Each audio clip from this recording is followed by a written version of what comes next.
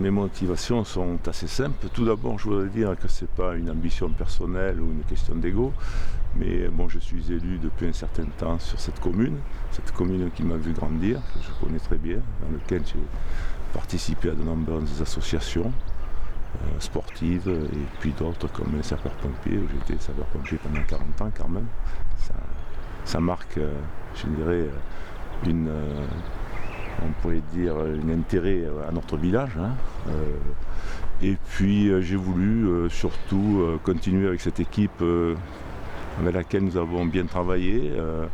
Auguste, mon ami, ne voulant plus se représenter, bon, je conçois très bien et j'admets sa décision, mais nous avions beaucoup enclenché de projets, des projets très importants pour la commune, et nous voulons poursuivre, continuer, et nous avons d'autres idées encore pour améliorer le quotidien des Lamanonnais.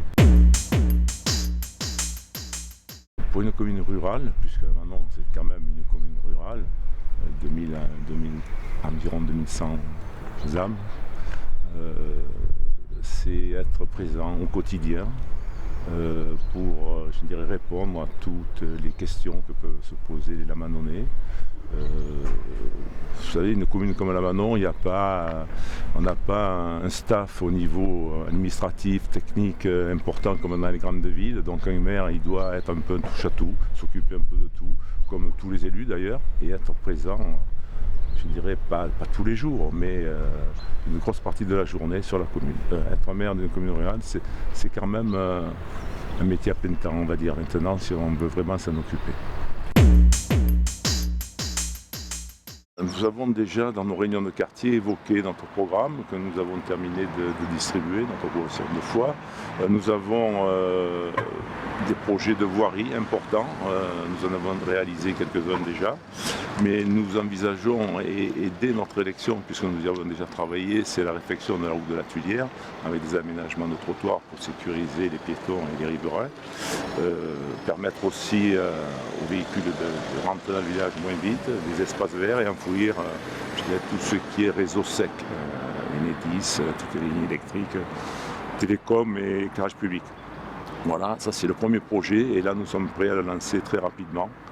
Nous savons comment faire, nous avons déjà une préétude et ça ira très vite. Après, dans un second temps, nous avons d'autres projets de voirie, alors là, dans des quartiers qui ont été un peu abandonnés, c'est vrai, comme le quartier des Guérites, pareil, toujours dans le même schéma d'aménagement. Et l'autre grand projet, alors de notre mandature, sera la construction d'un groupe scolaire. Un groupe scolaire sur un terrain que nous avons déjà sélectionné, qui n'est pas inondable, il faut le préciser, parce que bon, il y a d'autres projets, mais sur des terrains qui sont en zone jaune, et là maintenant on a un risque d'inondabilité dû à, je dirais, à des fleuves, tout ça, parce qu'il n'y a pas de rivière, ça, mais on appelle ça des risques de ruissellement surtout. Et donc on veut regrouper l'école maternelle et l'école élémentaire sur un même site, un bâtiment, pas énergie positive, mais qui va respecter la réglementation thermique 2020 et qui va nous permettre de faire des économies d'énergie et de loger les enfants, les enseignants, le personnel dans des bâtiments très confortables. Il y a aussi un projet qui est très important sur lequel, malgré tout ce qui se dit, nous y travaillons depuis plus de 2 ans, c'est le réaménagement des grottes de Calès, la sécurisation des grottes de Calès plutôt, je dirais. Nous avons un site magnifique, en plein cœur des Alpilles, qui attire entre 40 et 50 000 personnes par an. Malheureusement, ce site, nous avons dû le fermer à cause des éboulements que nous avons eu successifs depuis 2-3 ans. Donc nous avons un projet de sécurisation et un circuit pédagogique. Nous avons travaillé avec le Parc naturel des Alpilles là-dessus, avec l'ONF, avec le CAUE. Ce projet a été présenté à la commission départementale des sites et paysages la semaine dernière et il a été validé.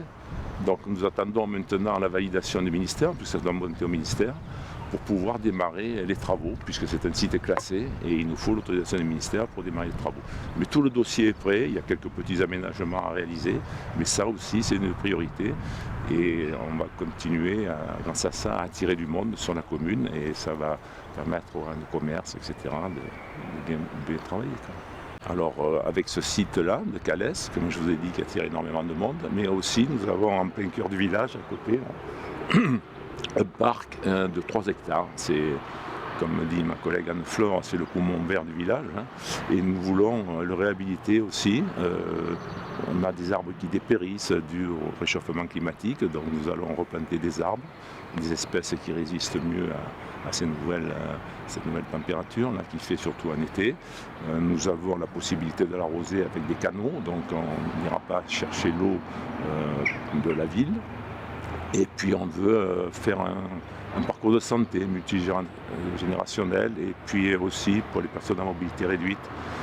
C'est un parc qui attire énormément de monde au printemps, à l'automne, même des communes voisines. Nous allons y implanter des aires de jeu pour les enfants. Il en existe déjà, mais on va les consolider.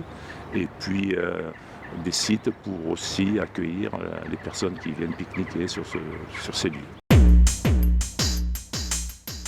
J'imagine la Manon déjà rester village rural. On ne veut pas se développer. Et nous avons quelques projets de logement, mais très restreints. Il faut quand même essayer de voir si on peut construire quelques logements pour les jeunes et les primo-accédants qui ne peuvent pas trouver de logement sur la commune. Et puis aussi, il faut penser aux personnes âgées qui sont installées depuis très longtemps sur la commune, qui ont de belles résidences avec des terrains importants, mais qui leur coûtent de l'argent maintenant à l'entretien. Et plusieurs de ces personnes-là que je rencontre dans le village me disent, quand est-ce que vous faites du logement, on voudrait vendre notre maison et acheter un petit appartement. Donc on a aussi ce projet-là. Donc dans la Manon, dans 6 ans, améliorer le cadre de vie, poursuivre ce que nous avons engagé depuis 3-4 ans. Ce que je voudrais rajouter aux citoyens de la Manon, c'est qu'ils ont devant eux une équipe de la liste Agir pour la Manon qui connaît bien le village, qui a déjà bossé, des gens compétents, qui connaissent tous les rouages de la vie d'une commune, qu'ils savent où c'est qu'il faut aller taper aux portes pour aller chercher des financements, parce que les projets que nous avons, il faudra bien les financer. Donc nous travaillons avec le département, nous travaillons avec la métropole, nous allons aussi solliciter la région. Les finances de la commune se portent très bien. Nous ne voulons pas, je dirais, augmenter l'endettement de la commune, hein, qui est très bien actuellement. Et notre souhait, c'est qu'effectivement les gens nous fassent confiance et voient ce que nous avons déjà réalisé. Et nous comptons vraiment poursuivre dans cet axe-là.